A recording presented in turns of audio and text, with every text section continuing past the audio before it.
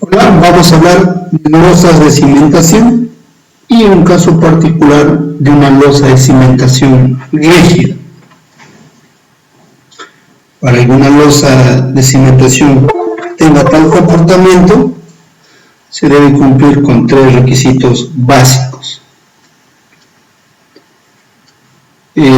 Requisitos que debe cumplir básicamente la columna y finalmente la losa en sí. Entonces, el primer requisito que debe cumplir es que la carga axial como máximo debe tener una diferencia de un 20%.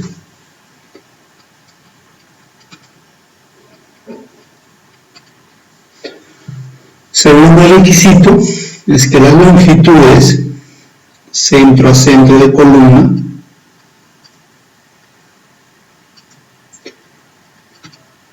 también solo varían como máximo un 20%. Y el tercer requisito, que ya está relacionado propiamente con la cimentación,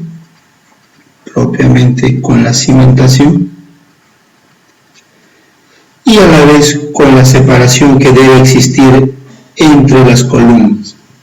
Entonces, esta separación que debe existir de eje a eje de columnas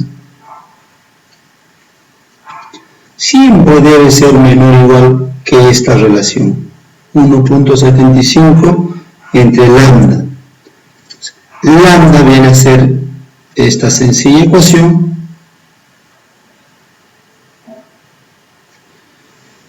en el cual pues tenemos el módulo de elasticidad del concreto de la cimentación, el momento de inercia que lo vamos a definir más adelante con mayor detalle de la franja de diseño, y este valor KS, y que es un módulo módulo de rigidez que representa el suelo propiamente, como si fuera un resorte. Todo esto lo vamos a ver en más detalle en la siguiente diapositiva. Ahora hay que tener en cuenta los conceptos básicos, ¿no? Capacidad portante del terreno a una profundidad de desplante de F, ¿no? QN, capacidad portante neta, es decir, a esta capacidad le vamos a descontar la presión debido a la altura de la cimentación, debido al suelo propiamente, peso específico de concreto, menos la altura del suelo, peso específico del suelo, en todo caso si hubiera sobrecarga, etc., ¿no? Entonces viene a ser la capacidad portante neta del terreno, es decir, la presión máxima que puede resistir. Luego tenemos, una vez que ya hemos predimensionado el valor de B por L de la cimentación, podemos tener pues la presión máxima que ejerce el terreno hacia la zapata, ¿no? Hacia la cimentación, pero ya es concordante con las dimensiones en planta de B por L. Y finalmente Q viene a ser cuando trabajamos con cargas de últimas, cargas factoradas, ¿no? Y eso es con fines de verificación de corte en una dirección y verificación de punzonamiento, y recién verificando esto podemos pasar al diseño, ¿no? Propiamente al cálculo de refuerzo longitudinal y en su efecto estribos, refuerzo transversal. Entonces esto hay que tenerlo bien en claro. Entonces ahí pues siempre se va a cumplir que esto va a ser menor que QN y esto menor que QA. Y Q básicamente podemos trabajar como puede ser carga de servicio multiplicado por un factor.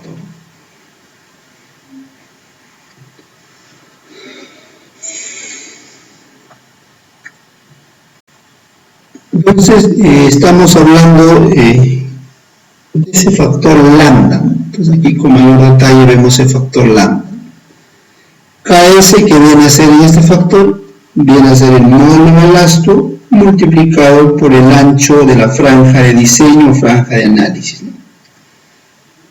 Para nosotros la franja de análisis va a ser siempre la distancia media entre columnas, ¿no? Es decir, desde acá hasta aquí, ¿no? Eso viene a ser la franja de análisis. Entonces, toda esta franja es la que vamos a realizar el análisis con fines de diseño de la losa de cimentación. De la misma manera se hace en la otra dirección. Vamos a trabajar nosotros en esta dirección. Entonces, ese concepto viene dado aquí. Básicamente es el módulo de balasto multiplicado por el ancho de la franja de diseño.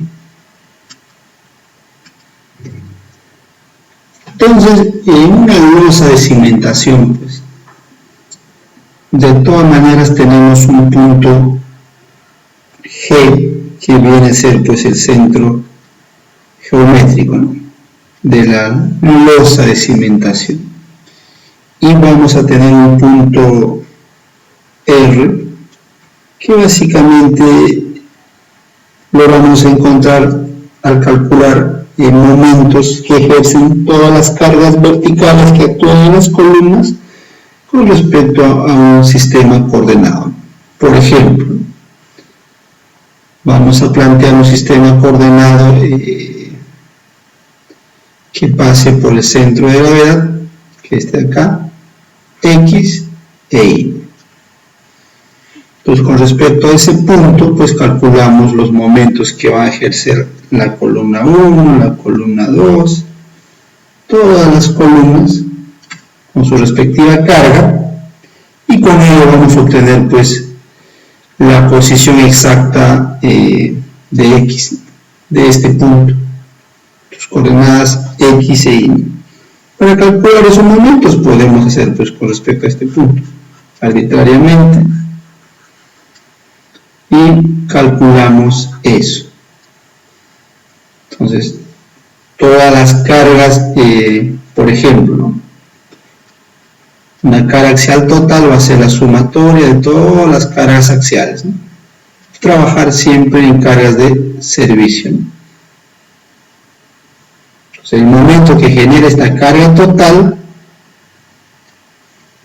que va a ser P por X, por ejemplo, XP, por ejemplo, vamos a denominar a partir de acá, debe ser igual pues a la sumatoria de los momentos que va a generar respecto a X y, ¿no? Con ello encontramos la coordenada XP. De la misma manera encontramos la coordenada YP. Listo. Y con ello ya tenemos la posición exacta de R. Una vez que obtenemos esa posición, pues va a haber una excentricidad entre el punto G y el punto R, ¿no? En este caso va a tener excentricidad en X, en la dirección del eje X. De la misma manera va a haber una excentricidad en la dirección del eje Y. Entonces, finalmente ya tenemos un modelo en el cual pues tenemos una losa de cimentación, en el cual tenemos con fines de análisis una carga axial, la losa de cimentación y una excentricidad, ¿no? Lógico, tanto en X como también en la dirección Y. Entonces, para ese caso particular ya nosotros sabemos que podemos determinar el esfuerzo en cualquier punto bajo esta ecuación. bajo esta ecuación podemos determinar el esfuerzo en cada punto de la zapata. Por ejemplo, S en este caso viene a ser simplemente la sumatoria de todas las cargas de servicio de cada columna. B por L viene a ser el área total de la losa de cimentación, y esto básicamente viene a ser valores de acuerdo a los momentos. S por X simplemente viene a ser el momento que se genera de la carga P con respecto al centro geométrico. Viene a ser el momento, X viene a ser el valor de aquí con respecto al punto que necesitamos. Por ejemplo, si calculamos con este punto, eso viene a ser X, y lógico, el momento de inercia va a ser alrededor del eje Y, alrededor de este eje Y.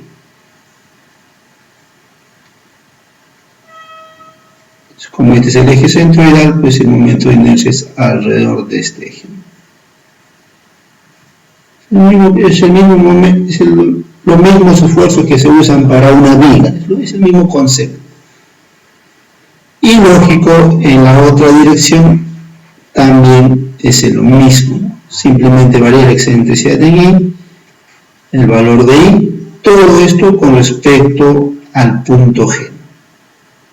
Y la inercia en X. Dependiendo si estamos en ejes positivos o ejes negativos, usamos los signos.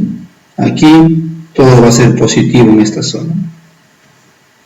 Positivo X, positivo Y. Aquí va a ser positivo Y y negativo X. Aquí ambos son negativos.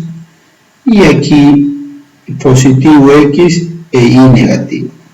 Entonces, eso es para estos signos. Entonces tenemos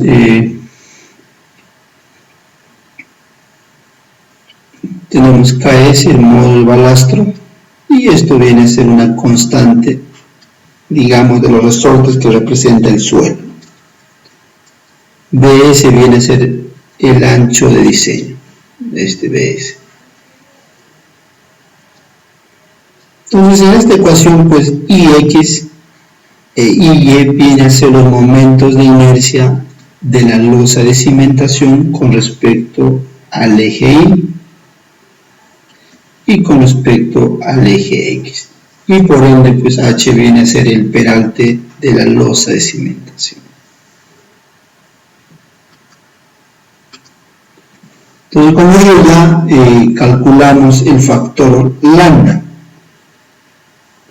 Este I que dice acá, pues se considera para cada dirección de análisis, ¿no? Si analizamos para esta franja, el I viene a ser pues alrededor del eje X, ¿no? Pero solamente de esta franja, es decir, solamente de aquí, ¿no? Esto vendría a ser BS. Entonces este valor de I simplemente es BS por H al cubo entre 12, ¿no? Porque solamente estamos analizando esta franja, que es muy diferente a la inercia de toda la losa de cimentación.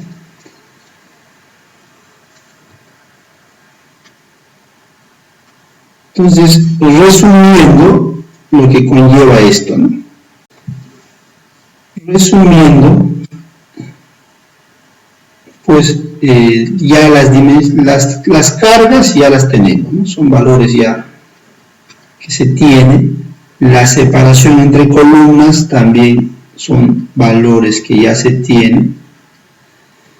Y podemos a priori pues estimar este peralte de la losa de cimentación.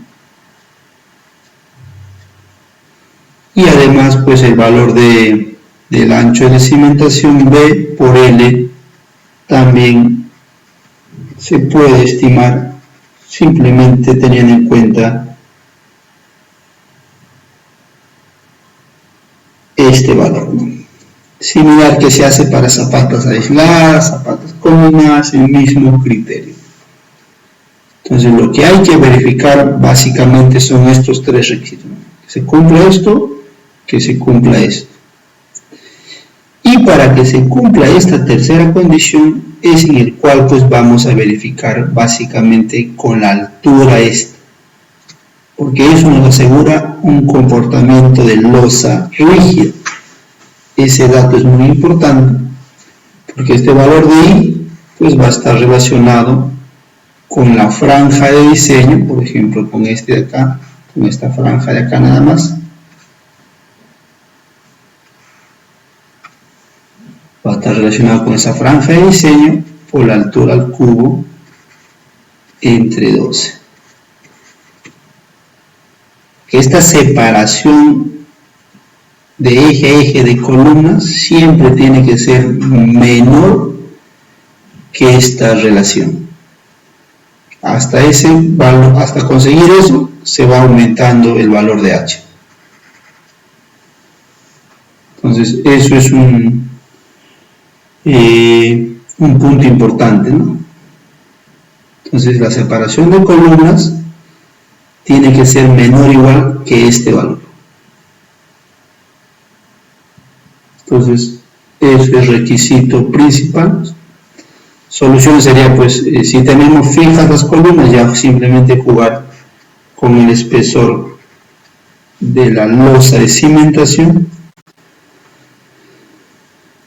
Y luego de ello, ya tendríamos que esta franja de diseño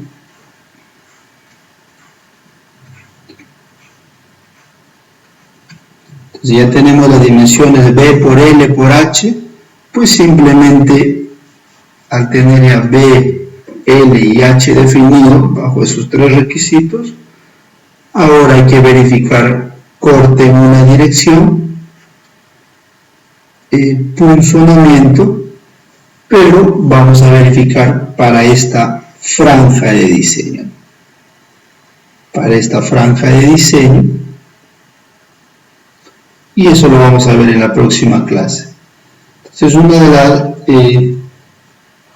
información interesante se encuentra en este libro, ¿no?, sobre losas de cimentación.